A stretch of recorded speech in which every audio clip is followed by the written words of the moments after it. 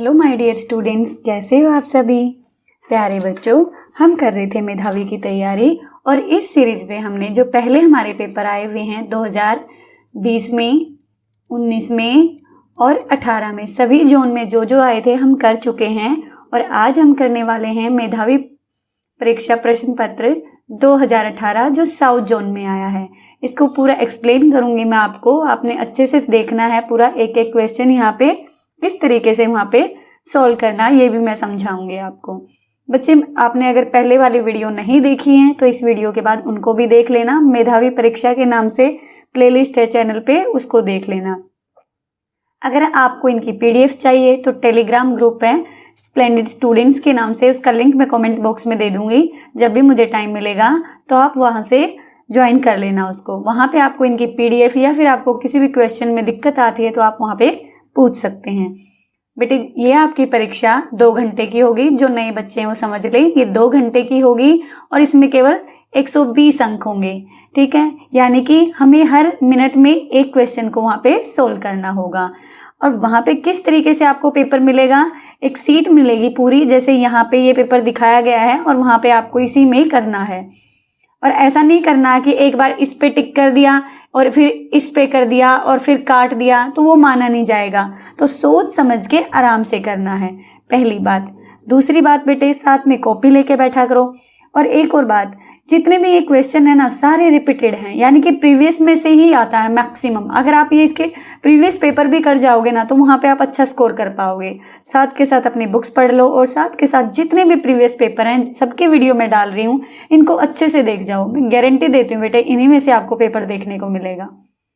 ठीक है, स्कॉलरशिप लोगे, आपके स्कूल का भी नाम होगा, आपके मम्मी पापा का भी, और आपका तो होगा ही, है ना। मेहनत करने की आदत पड़ जाएगी हमें। तो चलिए बच्चे शुरू करते हैं। एक काट काट के मत देखना बेटा, क्योंकि आप काटते हो तो आपको समझ में नहीं आता कि इसमें क्या हुआ, तो अच्छे से समझना। एक नाव 1 घंटे में 10 किलोमीटर जाती है, तो उसे 35 किलोमीटर जाने में कितना समय लगेगा। देखो बेटे, 10 किलोमीटर जाती है कितनी देर में बेटे? 1 घंटे में। ठीक है, हाँ जी मैम, ठीक है, समझ आ गया। और बेटे 1 किलोमीटर जाएगी, पहले 1 का निकालेंगे हम। कितने में जाएगी बेटे? 1/10 में। अब इन्होंने कितना पूछा हमसे? 35 किलोमीटर पूछा। तो 35 किलोमीटर कैसे करेंगे बेटे? 1/10 जाती है 1 किलोमीटर, तो इसको 35 तो कर दो डिवाइड। 10 3 जा 30, आगे नहीं चलेगा तो 10 5 जा 50, तो 3.5 घंटे में। समझ आया? देखो बेटे, मैंने ऐसे किया, ये आप ना थोड़ा सा भी कंफ्यूज मत होना। 35 को मैंने बीच में रखा और 10 से डिवाइड कर दिया। 10 दिया 30, समझ आ रही ना बात? अब क्या होता है, यहाँ से बचा 5, तो आगे चलेगा नहीं, तो क्या करते हैं हम फिर डेसिमल यहाँ लगाते हैं और 0 उतार लेते हैं। 10 पंजे 50, समझ आया? 3 5 जा 50, समझ आ गया ना बेटे? तो ये आ गया हमारा 3.5 घंटे। तो ये हो गया हमारा आंसर। आपने यहाँ पे टिक करना पेपर में। ठीक है, अब देखते हैं अगले पे। कोण का मात्रक होता है। जैसे बेटा हर चीज का मात्रक होता है, किस में मापा जाता है? जैसे हम सब्जी लेने जाते हैं तो हम किलोग्राम में लाते हैं ना। आलू दे दीजिए 2 किलोग्राम, दूध दे दीजिए 3 लीटर 2 लीटर, है ना। तो इसी तरीके से जो कोण है बेटे, कोण समझते हो ना, इस तरीके से एंगल जो होते हैं, तो इनको बोला जाता है कोण। तो इनको किस में मेजर किया जाता है बेटे? इसमें डिग्री में किया जाता है। किस में किया जाता है? डिग्री में। याद रखना इन चीजों को। ठीक है, अगला देखो। 1 किलोग्राम गाजर का मूल्य, 1 किलोग्राम गाजर का मूल्य 10 रुपए है।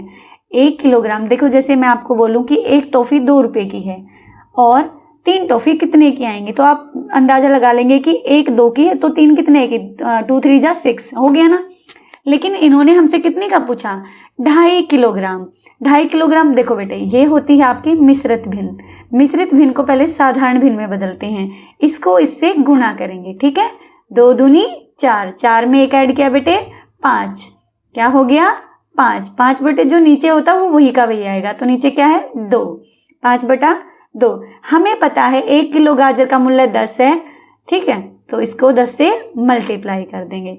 तो 2 की टेबल में 10 कहाँ आता है? 5 पे आता है। 2 पंजे बेटा 10, तो आंसर क्या हुआ हमारा?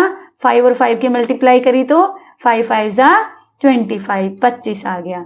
समझ आया इतना? बिल्कुल आसान तरीके से, इससे आसान नहीं हो सकता, बिल्कुल आराम से समझो। निम्न में से कौन सा संबंध गलत है? कौन सा गलत है? 1000 मिलीलीटर 1 लीटर में होते हैं, बिल्कुल ठीक बात है, यानी कि ये ठीक है। 1 मीटर में 100 सेंटीमीटर होते हैं, ये भी ठीक है। 1 किलोमीटर में 1000 मीटर होते हैं, ये भी ठीक है। 1 किलोग्राम में 100 ग्राम नहीं, कितने होते हैं बेटे? 1000 ग्राम होते हैं, इसलिए ये गलत हो गया और यही इसका आंसर हो गया। वहां पे पढ़ना है गलत ठीक क्या पूछा है, जल्दबाजी नहीं करनी है, आराम से भी पेपर करेंगे तब भी हो जाएगा।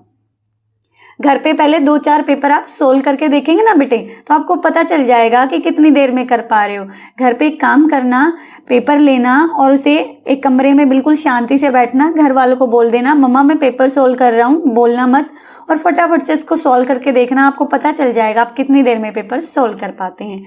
एक आयत की लंबाई 12 सेंटीमीटर है और चौड़ाई 10 सेंटीमीटर है, तो आयत का क्षेत्रफल बताओ।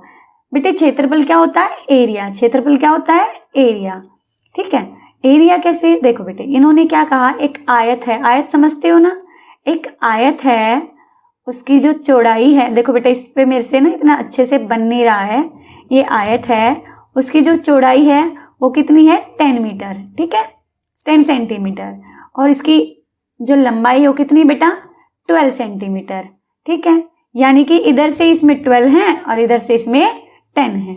तो इन्होंने पूछा आयत का क्षेत्रफल, यानी कि ये एरिया कितना होगा। जब भी बेटे एरिया की बात की जाए तो आपस में इनको मल्टीप्लाई कर दो। 12 10 जा, बताओ आप मुझे, 12 10 जा क्या होगा? 120 वर्ग सेंटीमीटर। याद रखना इस बात को। अगर इसका इन्होंने पूछा होता परिमाप या फिर पैरामीटर, तब आप क्या करते? इनको जोड़ देते। किस किस को? 12, ये भी 12 होगा और ये 10 होगा, ठीक है बेटे। तो इनको क्या करते थे आप? जोड़ देते, 12 12 24 और 10 20, तो इसका कितना आ जाता? 44 सेंटीमीटर। समझ रहे हो ना मेरी बात? इसको वर्ग सेंटीमीटर याद रखना।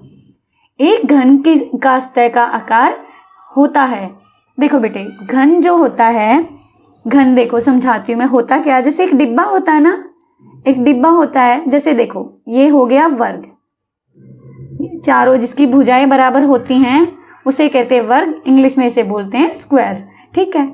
लेकिन जब बेटे ये 3D में हो, यानी कि इसके तीनों 3D बन जाए, ये ऐसे होता है ना डिब्बा आपका, देखो ओहो मेरे से इतना अच्छा बनता नहीं है, इससे कोशिश करते हैं आपके लिए।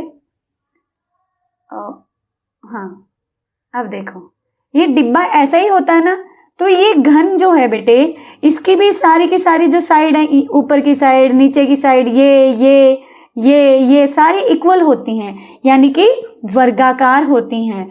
और जो बेटे घनाभ होता है ना, ये तो घन है, जो वर्ग का 3D होता है वो तो घन होता है। जो जूते का डिब्बा देखा ना बेटे आपने, वो घनाभ होता है, यानी कि वो आयत की 3D है, आयत का 3D है, उसे बोलेंगे घनाभ, ठीक है। इसको भी समझना। अगर आपसे पूछा जाए कि एक घनाभ का की सतह, सतह से बोलेंगे, ये होती सतह, ठीक है, ये डिब्बा समझ लो, इसे एक डिब्बा है, तो जो घनाभ है उसकी सतह कैसी होती है बेटे? वो होती है आयताकार, ठीक है, समझ आई मेरी बात। और इसकी कैसी होगी? वर्गाकार। 3 घंटों में डैश मिनट होती हैं। 1 घंटे में मेरे बच्चों कितनी मिनट होती हैं? मैम 60 मिनट होती हैं। तो 3 घंटे में कितनी होएगी? तो इसको मल्टीप्लाई कर देंगे, 3 6 जा बेटा 18, 180। उम्मीद करती हूँ आपको यहाँ तक समझ में आ रहा होगा। 4 अंकों की बड़ी से बड़ी संख्या में से 100 घटाने पर आएगा। देखो बेटे 4 अंकों की बड़ी, जैसे ही बड़ी बोला, बड़ा अपने माइंड में 9 को रखिए, जैसे ही बड़ी बोला उतने ही 9 लिख दो, 4 अंकों की बोली है, ठीक है। 4 अंकों की बड़ी से बड़ी संख्या में से 100 घटाने पर, तो 100 घटा देते हैं, ठीक है। आप 9 में से 0 गया 9 में से 0 गया बेटे 9, वही संख्या बचती है 0 घटाते जब। और जब 0 से किसी को मल्टीप्लाई करते हैं तो क्या हो जाता है बच्चा? 0 हो जाता है। 9 में से 1 गया 8 और 9 का 9, आंसर आया 9899। समझ आई? चलो अगला चलते हैं। आपको मैंने समझाया था किस तरीके से 10, अगर जितनी यहाँ पे 0 हैं, मान लो 10 से करना तो 1 0 लगा दो, 100 से करना तो 2 0, और 1000 से करना तो 3 0 लगा दो। समझाया था ना, वैसे भी मैं करके दिखा सकती हूँ, 0 ही एक आता है। तो इसका आपको शॉर्टकट बता देती हूँ मैं, कॉन्सेप्ट आपको आता है। देखो अगर मैं 10 से इसको करूँगी तो इतना आ गया ना। अगर आपको समझ में नहीं आया तो मैं पूरा खोल के भी समझा देती हूँ। देखो आपकी संख्या ये 5 7 2 5, ठीक है। इसको 10 से मल्टीप्लाई करना। अभी हम डेसिमल को भूल जाते हैं, तो पहले में क्या है बेटे, 0 0 0, 4 0 आ गई। अब क्या आया देखो, अब क्या है बेटे, 1 पंजे 5, 1 2 जा 2, 1 7 7, 1 5 जा 5। मुझे लगता है कुछ बच्चों को ना समझ में नहीं आता और बेचारे कंफ्यूज हो जाते हैं। 7 5 आ गया ना हमारा, मैंने भी वही बात बताई थी, यही आंसर आया ना। तो देखो डेसिमल कैसे लगेगा बेटे, यहाँ पे 1 2 2 के बाद है, यहाँ पे भी 1 2, हम 2 के बाद ही लगा देंगे। तो इसको चाहे ऐसे लिखो और चाहे ऐसे लिखो, एक बात है, समझ गए ना, यही तरीका है, ठीक है। अगले पे चलते हैं बच्चा। ये देखो ये एक हमें वर्ग दे रखा है जिसकी 4 सेंटीमीटर ईच वो है, ठीक है। 4 सेंटीमीटर, तो ये भी कितनी होगी बेटे, 4 सेंटीमीटर, क्योंकि ये सारी 4 सेंटीमीटर है। ये एक वर्ग है, ये एक स्क्वायर है। यहाँ पे इसकी लेंथ जो दे रखी है वो 4 सेंटीमीटर है और जो इसकी ब्रेथ दे रखी है वो 2 सेंटीमीटर है, ठीक है। तो ये भी 4 सेंटीमीटर होगा। ए और बी आकृतियों में से किस आकृति का परिमाप, परिमाप क्या होता है बेटे, चारों आकृतियां, चारों जो भुजाएं हैं इसकी, उनका जोड़ करना। तो देखो बेटा इसका कितना हो गया, 4 + 4 + 4 + 4 कितना हो गया बेटे, 16। और इसका कितना हुआ, 4 4 8 and 2 and 2 4, 4 4 8 2 and 2 and 4, तो 12 हुआ। तो आप बताओ किसका ज्यादा हुआ बेटे, इसका 16 सेंटीमीटर है, इसका 12 सेंटीमीटर है। समझ आया ना आपको कैसे किया मैंने, क्योंकि जो आयत होता है उसकी आमने सामने की भुजा बराबर होती है, ठीक है बेटे। तो आंसर हमारा कौन सी आकृति हुई बेटा, ए आकृति जो है वो बी आकृति से बड़ी है, ठीक है। अगला देखो बच्चे, जब घड़ी में 9 बजते हैं, ये क्वेश्चन भी बार बार आता है, कौन सा कोण बनाती है। देखो बेटे पहले तो आप घड़ी देखो, देख ली। अब देखो यहां से होता है 9, यहाँ होता है 3, ठीक है। ये क्या बेटे, ये 9 है, ये आपका क्या है 3 है, ठीक है। और जब 9 बजेंगे तो आर की सुई है जो, नीडल है जो, वो होगी 3 पे और बेटे मिनट वाली कहाँ होगी, इस पे। तो आप बताओ ऐसी आकृति किस कोण में बन रही, इसमें इसमें इसमें, तो किस में बन रही बेटे, इस वाले में तो 90 डिग्री का यानी कि समकोण बनेगा। समझ आया मेरे बच्चों, आंसर ये वाला होगा। अगला देखते हैं, पोकीमोन एक दिन में 9 गिलास पानी पीता है, आप कितना पीते हो, आप भी ज्यादा से ज्यादा पानी पिया करो, ठीक है। तो जून मास में कितने गिलास पानी पिएगा, देखो बेटे एक दिन में 9 पीता है, तो जून में कितने दिन का होता है महीना, 30 दिन का है। तो 30 दिन में कितना पिएगा, मल्टीप्लाई कर देंगे, 30 नीमा 270, 900 9 तिया 27, 270 गिलास। समझ आया ये। अगला देखो, अगला इजी है लेकिन आपको देखने में थोड़ा सा डिफिकल्ट लगेगा, लेकिन ध्यान दोगे तो समझ में आ जाएगा। तो चलो समझते हैं। साबुन, एक साबुन कितने का आता है, 12.5 रुपए का। 1 किलोग्राम कितने का, 50.25, ठीक है, 25 बोला जाता है इसे। और 250 ग्राम कितने का आता है, 27.25। और 1 लीटर कितने का आता है तेल, 60 रुपए का आता है। सबके रेट पता चल गए हमें, हाँ जी मैम पता चल गए। आधा किलो चाय की क्या कीमत होगी, देखो बेटे इन्होंने हमें दे रखी है 250 ग्राम चाय की कीमत 27.25, ठीक है।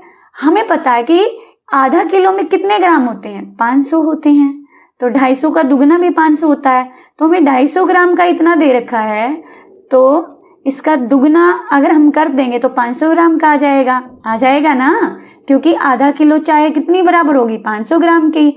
ये बात आपको पता है ना, 1 किलोग्राम का आधा कितना होगा, 500 ग्राम। तो बेटे इसने 250 ग्राम का हमें दिया है और 500 ग्राम का निकालना है, तो हम या तो इसको 2 से मल्टीप्लाई कर दें या फिर इसमें इतना ही हम ऐड कर दें। दोनों कंडीशन में हमारा सेम आंसर आएगा। 5 5 10, 2 2 4 और 1 कैरी वाला 5, ठीक है। 7 और 7 14, 2 और 2 4 और 1 5, ठीक है। अगर आप इसको मल्टीप्लाई करेंगे तो भी यही आंसर आएगा और ऐसे भी यही आंसर आएगा। 1 दर्जन साबुन की कीमत क्या होगी? पहले एक साबुन की कीमत कितनी दी है बेटे हमें? 12.50। और इन्होंने कितने की? 1 दर्जन में कितने होते हैं बेटा? 12। तो 12 की पूछिए। डेसिमल से डरना नहीं है, इसको देख रहा है एज इट इज। 12 0 0, 12 0 0, 12 5 जा 12 पंजे कितना होगा? 60, 60। तो बेटे 60 का आ गया 0, 6 हो गया हमारा कैरी का।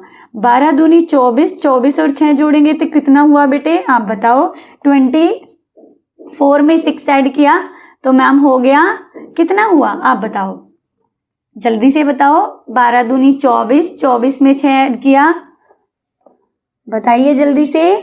30 हुआ। Very good. आगे देखो, 12 एकम 12, 12 में फिर 3 कैरी वाला ऐड किया तो कितना हुआ बेटे?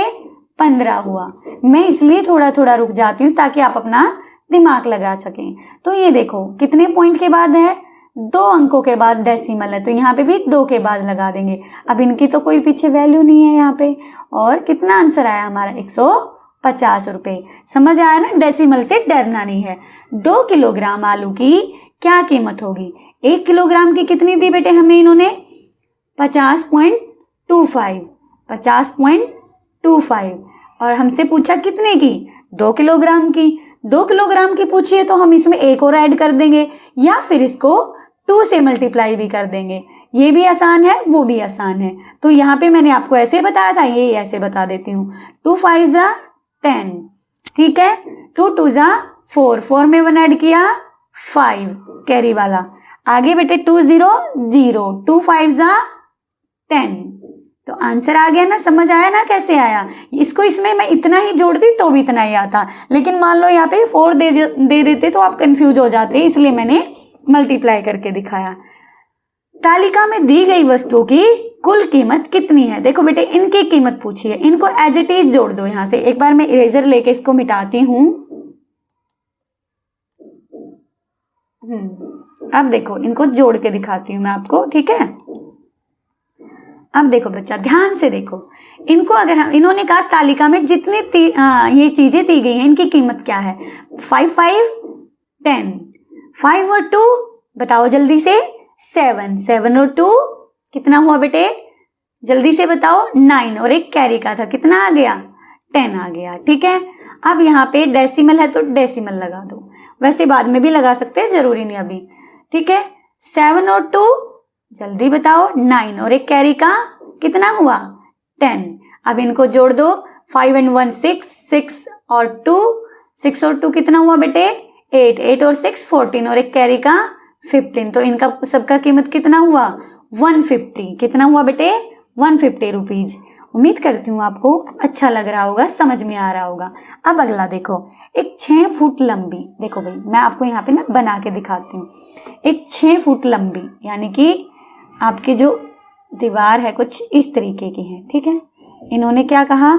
6 फुट लंबी, 6 फुट लंबी और 4 फुट चौड़ी दीवार, यानी कि ऐसी 1 वर्ग फुट, यानी कि हर एक जो है 1 वर्ग फुट पे। अब देखो यहाँ पे बना के थोड़ा सा समझाती हूँ, आपको समझ में आएगा, ठीक है। इसने हमें ये कहा, देखो इक्वल होने चाहिए बेटे, मेरे से बन नहीं रहे हैं लेकिन इक्वल मान के चलना। इन्होंने कहा 6 फुट लंबी और 4 फुट चौड़ी, 1 2 3 4 5 6, यानी कि ये सारे जो बॉक्सेज है ना बेटे इक्वल होने चाहिए। और यहाँ पे देखो 1 2 3 4 5 6, ये जो दीवार है बेटे ये ऐसी है, ये यहाँ से 6 फीट की है और यहाँ से कितनी चौड़ी है? 4 फीट की। देखो 1 2 3 4। इसने कहा कि इसमें पत्थर लगवाने, ये हमने लगा दिए भी पत्थर, हर एक 1 वर्ग फुट का होगा, ठीक है। हाँ जी ठीक है, ये हमने कर दिए। तो कितनों की जरूरत पड़ेगी आप इनको गिनो, 1 2 3 4 5 6, कितने टाइम है? 6 6 12 और 6 18 और 6 24। आया समझ में? अगर मैं इनको मल्टीप्लाई भी करूंगी तो दोनों को क्या आएगा? 6 4 जा 24। समझ आ रही ना? तो इतने पत्थर लगेंगे, मैंने लगा के भी दिखा दिया आपको। समझ आया बेटे? तो इन दोनों के आपस में ऐसे केस में मल्टीप्लाई कर दो, ठीक है। अगला देखो, 36 बकरियों का समूह में 2-3 भाग बकरियां घास चरने गई। देखो बेटे, कितनी बकरियां हैं? 36। इसमें से घास चरने कितनी गई? 2/3।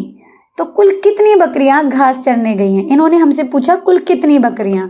तो बेटे ऐसी कंडीशन में इसी तरीके से निकालते हैं, इसको काट देंगे। 3 की टेबल में 3 1 जा 3, 3 2 जा 6, 12 2 जा 24। बेटे सारे क्वेश्चन जो है ना इतनी बार रिपीट हो चुके हैं, मैं क्या बताऊं आपको। मुझे तो ऐसा लगता है सारा का सारा पेपर ही प्रीवियस से आ जाता है। तो आप इनको बिल्कुल ध्यान से देखो, एक भी मत छोड़ो, और देखना आपके वहां पे सारे क्वेश्चन ठीक होंगे, एक भी गलत नहीं होगा अगर अच्छे से तैयारी करोगे।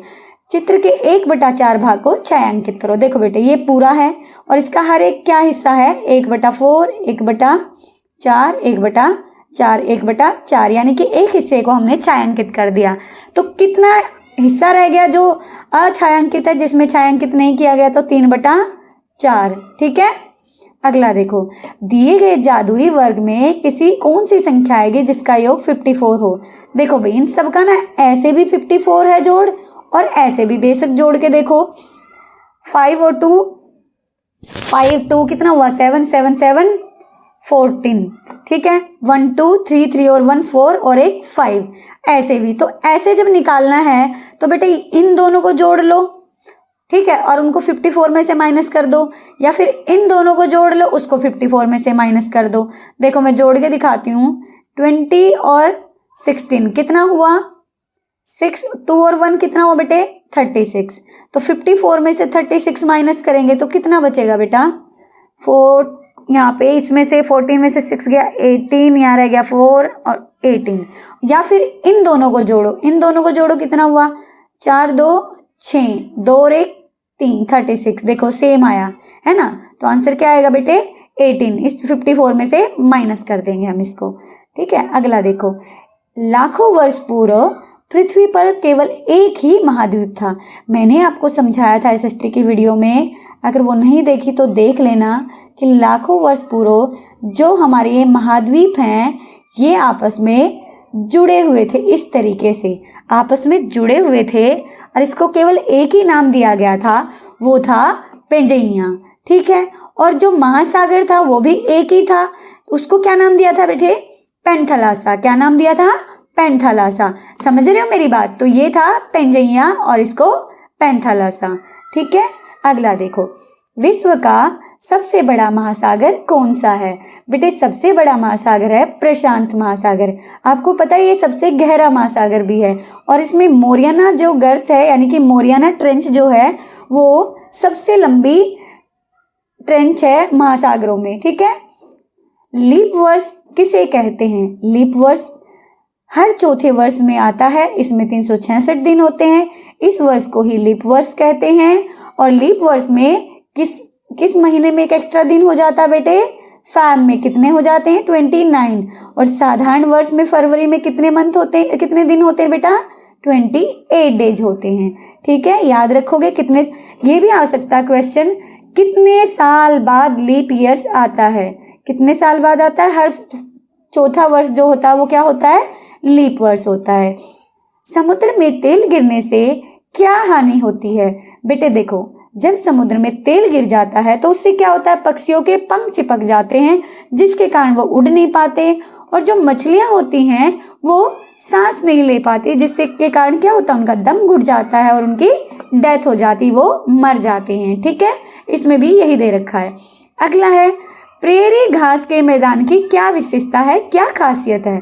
बच्चा देखो, सबसे पहले मुझे आप बताओ कमेंट करके, जो प्रेरी घास के मैदान है वो कहाँ पर है? ये मैंने ट्रिक के साथ करवाया हुआ है आपको। एसएसटी का जो इम्पोर्टेंट क्वेश्चन की 3 मैंने वीडियो निकाली है, पार्ट 1, पार्ट 2 एंड पार्ट 3, उनको जरूर देखना। उनमें से आपको कम से कम 10 से 15 नंबर का पेपर वहीं से मिल जाएगा आपको, उनको जरूर देखना। देखो बेटे, प्रेरी में क्या है? जो किसान है वहाँ के गेहूं, जौ, राई, गन्ना और मक्का उगाते हैं, और इसे दुनिया का अन्न भंडार कहा जाता है, यानी कि यहाँ पे बहुत ज्यादा अन्न उगता है, अनाज उगता है, इसलिए अब ये भी आ सकता है दुनिया का अन्न भंडार किसे कहते हैं? प्रेरी क्षेत्र को। ठीक है। ऐसे भी याद कर लेना, कमेंट करके बताना प्रेरी क्षेत्र कहाँ पे है। प्रेरी के जो घास के मैदान है वो कहाँ पे पड़ते हैं, ठीक है। हड़प्पा सभ्यता किस नदी के किनारे है, मैंने इसको भी आपको किसके साथ करवाया था, ट्रिक के साथ कराया था। सिंधु वासियों का दिल बोले हड़प्पा, यानी कि हड़प्पा सभ्यता कहाँ पे है, सिंधु नदी पे। और मिस्र जो सभ्यता है उसके लिए मैंने क्या कराया था बेटे, नीली मिस्री, यानी कि मिस्र सभ्यता कहाँ पे, नील नदी पे। और एक और करवाया था मैंने आपको, पीला सूट पहन के सांग करने गई, यानी कि शांग सभ्यता वो कहाँ पे है, पीली नदी पर है, ठीक है। इनको याद करना है। पश्चिमी अफ्रीका के घास की भूमि को क्या कहते हैं, सवाना कहते हैं। देखो इसको भी मैंने आपको करवाया था, घास के मैदान जो पश्चिमी अफ्रीका के, मैंने ऐसे करवाया था, पासे पश्चिमी यानी कि प्रिया सावन का झूला झूलने कहाँ गई, अफ्रीका में। पश्चिमी अफ्रीका में सवाना के घास के मैदान हैं, इसको याद कर लेना, भूलना नहीं है बच्चों, ठीक है। अगला देखो, मानचित्र की संकलित पुस्तक को क्या कहते हैं। देखो बेटे, मानचित्र जिसमें होते हैं उस पुस्तक को कहते हैं एटलस। ये भी बहुत बार पूछा गया आपका। 0 डिग्री पर अक्षांश रेखा है उसे भूमध्य रेखा कहते हैं। देखो ये आपकी है पृथ्वी, देखो मुझसे अच्छे से गोल नहीं बनी है लेकिन मान लेना, इसके बीचों बीच जो लाइन होती है बेटे, ये पृथ्वी को 2 भागों में बांटती है। इसी लाइन को कहते हैं भूमध्य रेखा। भू मतलब धरती, मध्य मतलब बीचों बीच। धरती के बीचों बीच जो रेखा उसे भूमध्य रेखा या फिर विषुववृत्त रेखा, ठीक है। इसे इक्वेटर लाइन भी कहते हैं और ये 0 डिग्री की होती है और ये पृथ्वी को 2 भागों में बांटती है। कौन कौन से, उत्तरी गोलार्ध, दक्षिणी गोलार्ध, ठीक है बच्चा। अगला देखो, विश्व की सबसे बड़ी खाड़ी कौन सी है, बंगाल की खाड़ी। विश्व की सबसे बड़ी खाड़ी कहाँ पे है, बंगाल की खाड़ी। अगला देखो, आपको सही और गलत बताना है। अक्षांतर और देशांतर रेखाएं काल्पनिक रेखाएं हैं, ये धरती पर वास्तव में नहीं होती, ये काल्पनिक रेखाएं हैं। आपने देखा ना इस तरीके से, ये ऐसे होती हैं अक्षांश और ये होती हैं देशांतर, एक ग्रिड सा बना देती है। इसी से किसी भी उसका टाइम डिसाइड होता है, जोन डिसाइड होते हैं, तो ये बात बिल्कुल ठीक है। आकाश द्वारा संदेश भेजने के लिए चीलों के पंजेब से संदेश बांध दिया जाता था। नहीं बच्चे, ये बिल्कुल गलत है। आप कमेंट करके बताएंगे कि किसके पंजों पे संदेश भेजा जाता था। गाना भी है इस पे, है ना। कृषि की खोज से मानव एक स्थायी जीवन जीने लगा और गांव बसाने लगा। बिल्कुल, पहले क्या होता था बेटे, जब कृषि नहीं होती थी, यानी कि फसल नहीं उगती थी, अनाज नहीं उगता था, मनुष्य किसी एक जगह रहता था, वहां का जब सब कुछ खत्म हो जाता था तो फिर ये दूसरी जगह चले जाते थे।